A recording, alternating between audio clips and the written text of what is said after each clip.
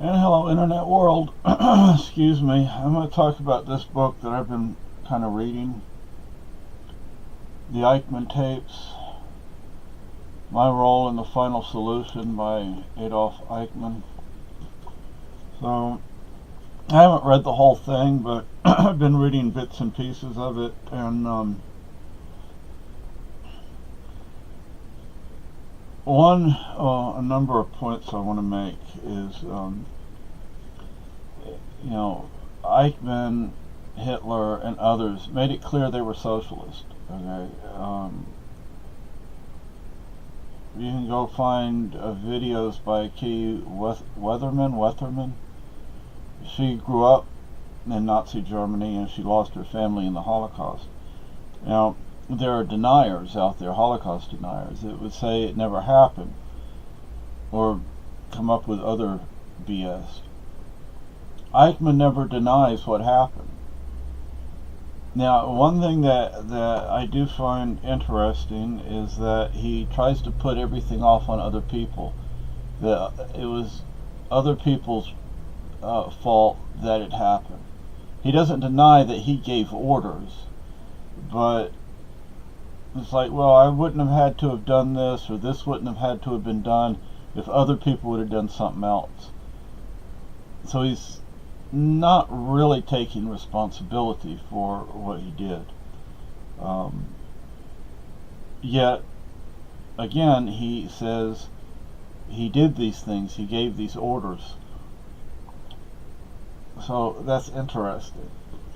So the fact that the Nazis were socialist, and the fact that Eichmann admits that the Holocaust happened, and he doesn't deny the numbers either, although he contradicts himself like I've already mentioned.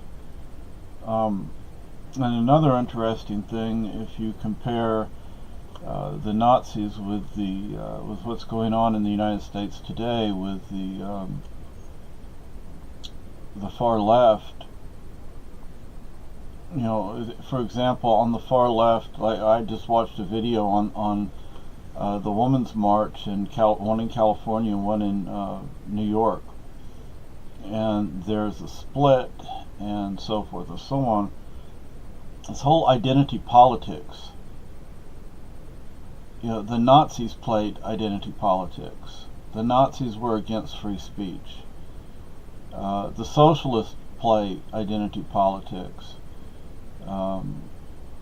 The socialists are against free speech, and I just and the anti-Semitism on the left. There's what's his name, Ben Shapiro. Although I don't like him as much as I used to, people call him a Nazi, yet he's an observant Jew. You're calling an observant Jew a Nazi. And the people calling him that are the ones who are anti-Semites and acting like Nazis, or the ones who are essentially Nazis. So that's interesting and sad, very sad and very scary. Very scary. The thing on these women's marches, one group has called theirs off because they said there's too much hatred, there's too many anti-Semites in the leadership. Other groups have pulled out of funding or sponsoring the marches because of the anti-Semitism within these groups. So, it's sad that you would have these people that I don't know really what they claim to be for, because they don't. They contradict themselves, just like this idiot contradicted himself. When you have a woman's group that supports Louis Farrakhan, come on now. But I was watching a video last night, maybe I'll try and link to to it if I can go back and find it.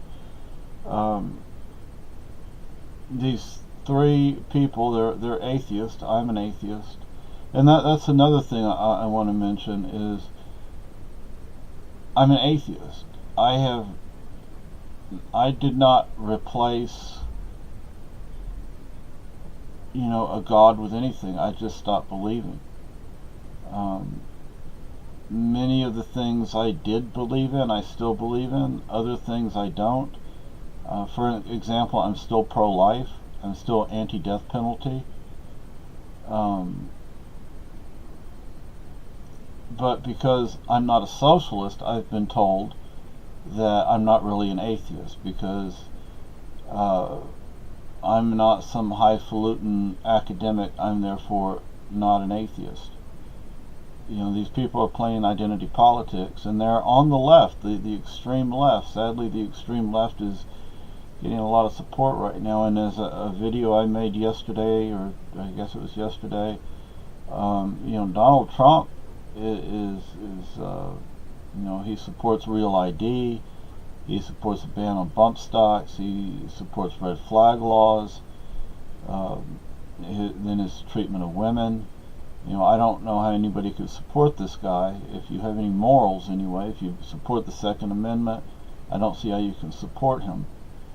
I was reading an article on Ruth Bader Ginsburg, and that woman is not what the left is trying to make her out to be. She's not for freedom. And then maybe I'll see if I can find a link to that as well. I don't know if I can, but it's scary. The times we live in today are very scary, and I would suggest people actually read what their opponents have said. I read